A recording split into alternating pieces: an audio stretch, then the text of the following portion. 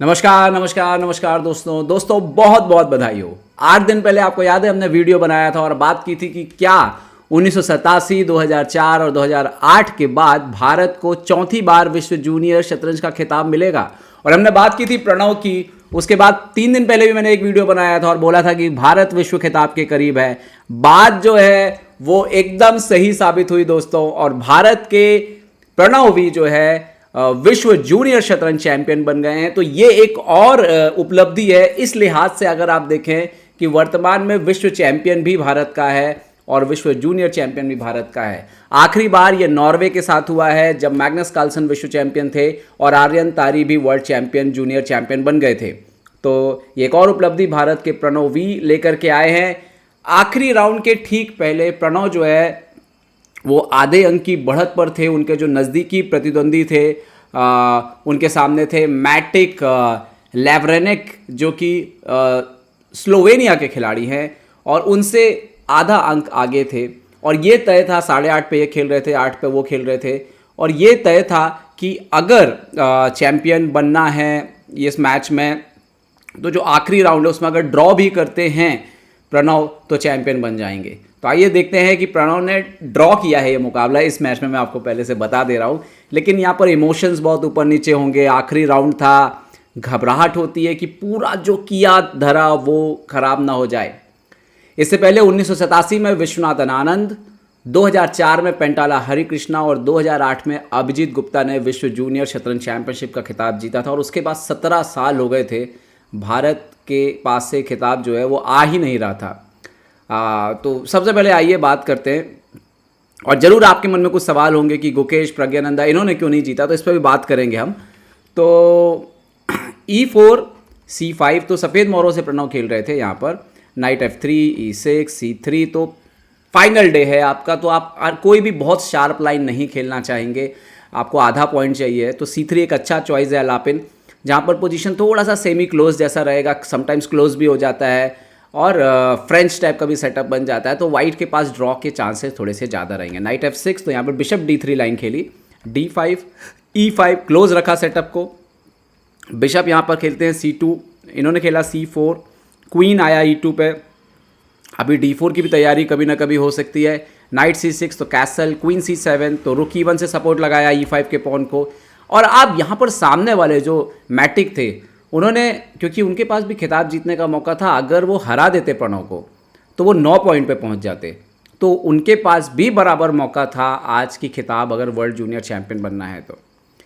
प्रणव ने खेला यहाँ पे B3, इन्होंने खेला G4, और आप देखिए कि वो अटैक करने की कोशिश कर रहे हैं। प्रणव जाते हैं knight D4, knight into E5, pawn एक पॉन सेक्रीफाइस देते हैं यहाँ पर, और अब D3 खेलते हैं। तो यहाँ पर ये प्रणव को आपको देखना होगा कि ये समझ बहुत ज़रूरी है। तो आप देखिए कि एक पॉन दे चुके ऑलरेडी, एक पॉन सेक्रीफाइस किया यहाँ पर, एंड देन अपना यहाँ पर बिशप भी दिया। लेकिन पोजीशन अभी कैसा है कि ये किंग जो है वो थोड़ा सा, अभी आप देखिए क्योंकि यहाँ से आपको ज़्यादा ओपन कर चुके हैं तो यहाँ आपको कैसल करना आसान नहीं होगा, पीसेस डेवलपमेंट नहीं हुआ है, तो कंपनसेशन है अभी।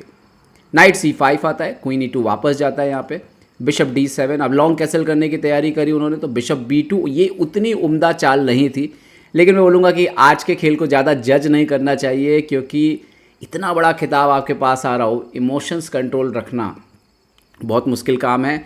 और ऐसे में मुझे नहीं लग रहा है कि वो अपना बेस्ट चेस खेल रहे होंगे। आखिरी दिन बहुत मुश्किल होता है। लॉन्ग कैसल C4 यहाँ पे किया, एंड देन ये पोजीशन आया जहाँ पे अपोनेंट ने एक्सेप्ट किया, तो ये बढ़िया चाल थी। देखिए दूसरा पॉन सेक्रीफाइस दिया यहाँ पे, एंड देन नाइट A3। अब यहाँ पे क्या दिक्कत है कि अगर अपोनेंट सोचे कि चलो मैं पॉन इंटू B3 यहाँ पर जो है वो मार दूँ अगर यहाँ पे, तो दरअसल यहाँ पर ट्रैप लगा हुआ है। नाइट जो है वो B5 पे जाएगा यहाँ पर, एंड देन क्वीन, आप देखिए कि क्वीन आपको, फॉर एग्जांपल आप सोचे क्वीन C6 आप नहीं रख सकते, ये मर रहा है यहाँ पर, क्वीन A5 जैसी चाल यहाँ पर आ सकती है, एंड देन देखिए बिशप इंटू H8 आ रहा है। तो इसीलिए थोड़ा इंटरेस्टिंग था बिशप B2 का आइडिया। एंड देन C4 के बाद ये आसान नहीं था, तो बढ़िया चाल C4 के बाद, एंड देन नाइट D3 खेला अपोनेंट ने यहाँ पर। और यहाँ पर मेरे ख्याल से नाइट D3 खेल के, या तो अपोनेंट ने, जो मेरे ख्याल से जो लगता है शायद अपोनेंट ने ही ड्रॉ मांगा, और उनको शायद लग रहा होगा कि अब ये C5 ओपन हो रहा है, क्वीन किंग यहाँ पे है, ये रुक यहाँ पर डायगोनल में आ रहा है, तो यहाँ पर एक्यूरेट मूव्स जो थी वो ढूंढना इतना आसान था नहीं। नाइट D जो है वो ये पोजीशन है अभी वाइट्स, मान लीजिए कि ये नाइट B5 खेलता है, सो देन बिशप B5 आएगा, आप अगर यहाँ पे बिशप इंटू मारते हैं तो ये ब्लैक बिल्कुल फेवरेबल पोजीशन पे आ जाएगा आफ्टर बिशप ए3। तो अभी आप रुक मार नहीं सकते, यहाँ पे आपको नाइट b5 मारना पड़ेगा एंड देन क्वीन b6 आता है। और यहाँ पर अगर आप ये रुक मारते भी हैं तो क्वीन इंटू b5 के बाद पोजीशन डिसेंट है, बट यहाँ पर खैर उन्होंने जैसे नाइट d3 खेल के ये ड्रॉ मांगा और मेरे ख्याल से ड्रॉ ऑफर किया होगा और प्रणव ने ड्रॉ एक्सेप्ट कर लिया। तो बहुत बहुत बधाई प्रणव को। इस पूरे टूर्नामेंट में अगर आप देखें तो प्रणव ने अपराजित रहे हैं पूरे टूर्नामेंट में, एक भी मैच उन्होंने हारा नहीं है। पहले लगातार 4 जीते, फिर एक ड्रॉ किया, फिर 2 जीते, फिर एक ड्रॉ किया, फिर एक जीते और फिर 2 ड्रॉ करते हुए वो चैंपियन बन गए। 11 राउंड में 9 पॉइंट बनाते हुए करीब 15 पॉइंट भी रेटिंग की बढ़ाई है, तो लाइव रेटिंग भी 2630 पहुंच रही है। तो भारत के लिए एक बड़ा लम्हा, बहुत बहुत बधाई प्रणव को। और यहाँ पर एक बात जो है वो जो गौर करने की है दोस्तों, अभी आप लोग सोच रहे होंगे कि गुकेश तो वर्ल्ड का नंबर 1 जूनियर है, प्रज्ञानंदा तो क्या हुआ कि पिछले कुछ सालों में भारत में क्या हुआ कि जो यंग जनरेशन था हमारा, पहले ना उनका ख्वाब होता था वर्ल्ड जूनियर चैंपियन बनना, लेकिन जो आप देखिए तूफान आया, प्रज्ञानंदा, निहाल, गुकेश, अर्जुन, ये सब 15, 16, 17 साल में ही वर्ल्ड के टॉप में चले गए बहुत। तो इसीलिए उन्होंने वर्ल्ड जूनियर में भाग लेना ही बंद कर दिया, क्योंकि वो ऑलरेडी सुपर ग्रैंड मास्टर हो गए थे, 2700 प्लस होने लग गए सारे के सारे 18-19 साल के होते होते। तो यहाँ पर यही चीज़ है कि वर्ल्ड जूनियर का जो खिताब था वो उनके लिए उतना मायने नहीं रख रहा था, लेकिन फिर भी भारत के लिहाज से काफ़ी दिन से कई खिलाड़ियों ने ट्राई किया। इस दौरान सुनील नारायणन ने ट्राई किया, वो मेडल जीते लेकिन जीत नहीं पाए। अभिमन्यु पौराणिक ने ट्राई किया लेकिन वो मेडल जीते लेकिन जीत नहीं पाए।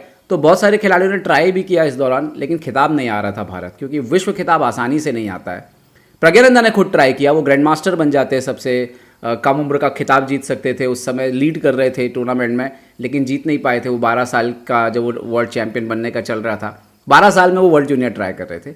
फिलहाल प्रणव की जो एज है अभी 2006 का बर्थ है उनका, और 19 साल के हैं प्रणव, लेकिन 19वें साल में उन्होंने जो है विश्व जूनियर का खिताब जीता है। तो बहुत बहुत बधाई हो उनको।